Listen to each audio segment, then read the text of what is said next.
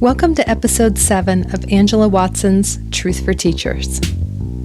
I'm your host, Angela Watson, and I'm here to speak life, encouragement, and truth into the minds and hearts of educators and get you energized for the week ahead. Today I'm going to share some thoughts on how you can find and embrace your unique classroom management style. The reason why I think this topic is important to address is because there's an unspoken pressure that many teachers feel to emulate the most effective teachers in their schools. Maybe you see that coworker who lets students hang out in her classroom after school until 6 o'clock every night, and you feel guilty for not going way above and beyond to connect with your students. Or maybe you see other teachers who are super laid back and friendly with the kids, and you assume that you need to lighten up and you're too strict. Or maybe you see teachers who never seem to have any fun with their students, but their kids get really high test scores. And so you're wondering if you should abandon all those memorable experiences you're trying to give students and just get down to business more. My purpose today is to give you the confidence to discover your unique classroom management style. It has always been my strong personal belief that there is no one right way to teach, and there's no one right way to manage a classroom. That's because there's no one way that's effective for every single student. Quiet and introverted teachers can do a terrific job running a classroom. I'm an introvert myself. Boisterous and extroverted people can also do a wonderful job. People with high energy levels can manage well, and so can those with lower energy levels. There are almost an innumerable amount of effective ways to redirect off-task behavior and create a well-running classroom. And additionally, I believe that different management styles work in different situations. What's effective in kindergarten in a rural area is not going to be the same thing that's effective with middle school in the inner city. So you can't just hold up one teacher's classroom management style and say, this is how every teacher should manage behavior. This is how every classroom should be run. I would argue that expressing who you are as a person is at the crux of your effectiveness. The unique personality traits and quirks and interests that you bring to the classroom can and should be integrated and celebrated. Now, all this stuff sounds really good, but it's very hard to remember when you're working every day in a school. It's very tempting to emulate the effective teachers that you see around you. Maybe even you emulate them on a subconscious level. I made that mistake myself when I was a fairly new teacher. I had just changed grade levels, and the teacher next door to me had been teaching for almost 30 years. I'm going to call her Mrs. Jones. Now, Mrs. Jones had a reputation for getting her students to earn very high scores on tests, and she was well respected. In that particular school and in that point in time, Mrs. Jones' brand of authoritarian teaching was sort of held up as the ideal because most of the other teachers were getting cussed out on a daily basis and the kids didn't respect them. Well, I wanted to be respected like Mrs. Jones was. And my personal teaching style was pretty regimented like hers. I'm really big into routines and clearly defined expectations and consequences and such, but I tend not to draw kids into direct confrontation when they're off task. I'm more of a love and logic or a responsive classroom person just by nature. But I figured I should be like Mrs. Jones. So I started being more strict with my kids. I started enforcing consequences at every minor infraction. If I wasn't sure whether to let a behavior slide or not, I'd think to myself, what would Mrs. Jones do? And I would always end up erring on the side of being overly harsh. And it worked, I guess. I mean, my way had been working too, but I noticed my kids were less likely to backtalk me. And most of all, I just felt like I looked more in control. I was on sort of this power trip. And it continued on like that for the better part of the school year until one day Mrs. Jones told me that a former student had come to visit her. And I thought that was the coolest thing. I couldn't wait until my students were all grown up and they could come back and tell me how I made such a difference in their lives and I was just the wind beneath their wings, right? So I asked Mrs. Jones what the young lady had said to her. And she said, that girl told me that I was the worst teacher she ever had because I never believed in her. I used to tell her every day she was lazy and she was never going to amount to anything if she didn't get her butt in gear. So she wanted to come back to tell me that I was wrong. Can you believe that? She tried to say she's some big executive at a TV station now. That was like the worst story I had ever heard. I was horrified. I could not imagine one of my students telling me 20 years later that I had nearly destroyed their self-esteem and that they had succeeded in spite of me. But Mrs. Jones was completely unfazed. This was at lunchtime, and she just sat there eating her sandwich. So I asked her, "What in the world did you say back to that?" And she told me, I just looked at her. There is no way that girl is an executive for a TV station. She was a liar back then, and she's a liar now. And all of a sudden, I realized I had made a terrible, terrible mistake trying to be someone I wasn't.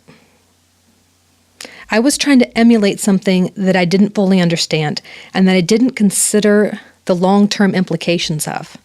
And most importantly, something that didn't fit with who I was as a person. That day changed me as a teacher forever. I no longer looked around at the teachers I saw who were successful and wanted to be like them. I realized that I could incorporate some of their teaching strategies and their lesson ideas, but I would always, always need to filter everything I witnessed through the lens of what works for me personally. Emulating Mrs. Jones' management style never felt good to me. It never felt right deep in my soul. It always felt a bit phony, and it went against the type of person that I wanted to be and the type of people that I wanted my students to be. Nowadays in many schools, I think the pendulum has swung in the opposite direction, and a more lenient, child-centered approach to classroom management is favored. There's been many times since then when I've watched coworkers who are much more lax with their students than I was, and I questioned whether I should loosen up. In one school I taught in, almost all the teachers let their kids just run wild in the hallways. The kids were shouting, they're pushing, and they just were making it impossible for the rest of us to learn and teach, even with our doors closed. And I was practically the only one who required students to walk quietly in the hall. And my kids would ask me, how come we have to be quiet and they don't? So there were many days when I wondered if I should just change my rules to match what everyone else in the school was doing. But I couldn't do it. It just wasn't me. I wasn't comfortable with my students behaving that way. I needed my kids to be calm in the hallways so that they could enter the classroom calmly and we could get to work right away. And I just couldn't let them yell and run and then literally 2 seconds later get them to sit down and be quiet.